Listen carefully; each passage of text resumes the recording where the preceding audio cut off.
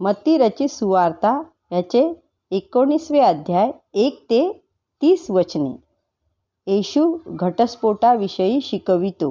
येशूने ह्या सर्व गोष्टी सांगितल्यानंतर तो गलिलातून निघून गेला आणि एर्देन नदीच्या दुसऱ्या किनाऱ्याकडील यहुदा प्रांतात गेला. तेव्हा मोठा लोकसमुदाय त्याच्या मागे गेला आणि तेथील अनेक आजारी लोकांना येशूने बरे केले.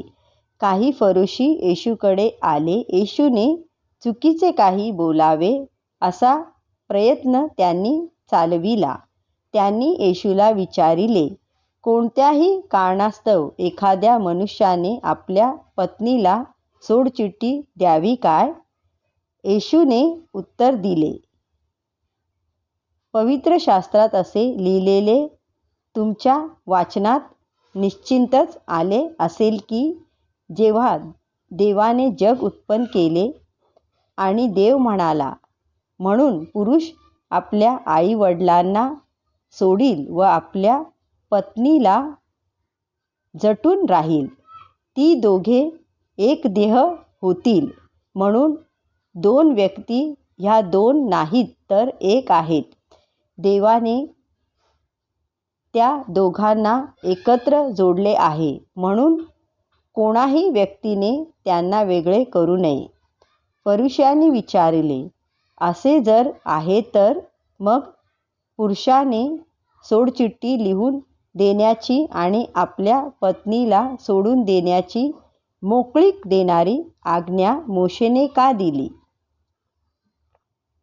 येशूने उत्तर दिले, तुम्ही दावची शिकवण मानण्यास नकार दिल्याने तुमच्या पत्नींना सोडून देण्याची मोकळीक दिली. पण सुरुवातीला सोडचिठ्ठी देण्याची मोकळीक नव्हती. मी तुम्हास सांगतो, जो मनुष्य आपली पत्नी सोडून देतो आणि दुसरीशी लग्न करतो तो व्यभिचार करतो. आपल्या पत्नीला सोडचिठ्ठी देण्याचे एकच कारण आहे, ते म्हणजे पहिल्या पत्नीने परपुरुषाशी व्यभिचार करणे होय.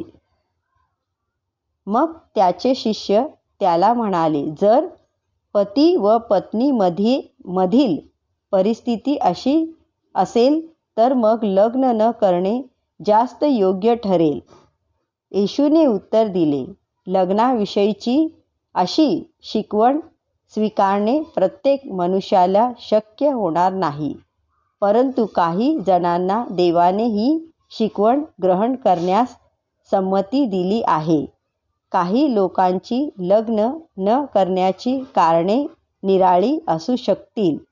जन्मापासूनच काही माणसे अशी असतात की ती मुलांना जन्म देऊ शकत नाहीत. इतर काही माणसांनी काही जणांना तसे बनविलेले असते. तर आणखी काही माणसांनी स्वर्गाच्या राज्याकरिता लग्न करणे सोडून दिले आहे. परंतु ज्याला लग्न करणे शक्य होईल त्या मनुष्याने लग्नाविषयी ही शिकवण मान्य करावी. येशू बालकांचे स्वागत करतो. नंतर येशूने आपल्या मुलावर हात ठेवून प्रार्थना करावी ह्यासाठी काही लोकांनी आपली मुले त्याच्याकडे आणली. येशूच्या शिष्यांनी त्यांना पाहिल्यावर ते बालकांना घेऊन येशूकडे येण्यास मना करू लागले. परंतु येशू म्हणाला, लहान मुलांना माझ्याकडे येऊ द्या, त्यांना मना करू नका, कारण स्वर्गाचे राज्य या लहान मुलांसारख्या लोकांचेच आहे. मुलांवर हात ठेवल्यावर येशू तेथून निघून गेला. एक श्रीमंत मनुष्य येशूला अनुसरायचे नकारतो. एक मनुष्य येशूकडे आला आणि त्याने विचारिले, गुरुजी, अनंतकाळचे जीवन मिळावे म्हणून मी कोणत्या चांगल्या गोष्टी केल्या पाहिजेत? येशूने उत्तर दिले, काय चांगले आहे असे मला का विचारतोस? फक्त देव एकच चांगला आहे. पण जर तुला अनंतकाळचे जीवन पाहिजे तर सर्व आज्ञा पाळ. त्याने विचारले, कोणत्या आज्ञा? येशूने उत्तर दिले, खून करू नको, व्यभिचार करू नको, चोरी करू नको, खोटी साक्ष देऊ नको, आपल्या आई-वडिलांना मान दे आणि जशी स्वतःवर प्रीती करतोस तशी इतरांवर प्रीती कर. तो तरुण म्हणाला, ह्या सर्व आज्ञा मी पाळत आलो आहे. मी आणखी काय करावे? येशूने उत्तर दिले, तुला जर परिपूर्ण व्हायचे असेल तर जा आणि तुझे जे काही आहे ते विकून टाक आणि ते पैसे गरिबांना वाटून दे. म्हणजे स्वर्गात तुला मोठा ठेवा मिळेल. मग ये आणि माझ्या मागे चालू लाग. पण जेव्हा त्या तरुणाने हे ऐकले तेव्हा त्याला फार दुःख झाले, कारण तो खूप श्रीमंत होता. म्हणून तो येशूला सोडून निघून गेला. तेव्हा येशू आपल्या शिष्यांना म्हणाला, मी तुम्हाला खरे सांगतो, धनवान माणसाला स्वर्गाच्या राज्यात प्रवेश करणे फार कठीण जाईल. मी तुम्हाला सांगतो की धनवानांचा स्वर्गाच्या राज्यात प्रवेश होणे ह्यापेक्षा उंटाला सुईच्या नेट्यातून जाणे जास्त सोपे आहे. जेव्हा शिष्यांनी हे ऐकले तेव्हा ते फार आश्चर्यचकित झाले. त्यांनी येशूला विचारले, मग कोणाचे तारण होईल?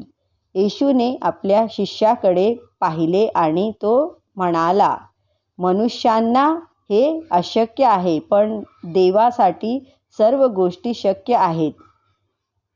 पेत्र येशूला म्हणाला, पहा, आम्ही सर्व काही सोडले आणि तुमच्या मागे आलो आहोत. मग आम्हाला काय मिळेल? येशू म्हणाला, मी तुम्हाला खरे सांगतो, नव्या युगात जेव्हा मनुष्याचा पुत्र त्याच्या गौरवी सिंहासनावर बसेल तेव्हा तुम्ही जे सर्व माझ्या मागे आलात ते सर्व 12 आसनांवर बसाल आणि इस्रायलाच्या 12 वंशाचा न्याय कराल. ज्याने ज्याने माझ्या मागे येण्याकरिता आपले घर, भाऊ, बहीण, आई-वडील, मुले, शेतीवाडी सोडली असले तर त्याला त्यापेक्षा कितीतरी जास्त पटीने लाभ होईल व त्याला अनंतकाळचे जीवन मिळेल. पण पुष्कळसे जे आता पहिले आहेत ते शेवटचे होतील आणि जे शेवटचे आहेत ते पहिले होतील. आमेन.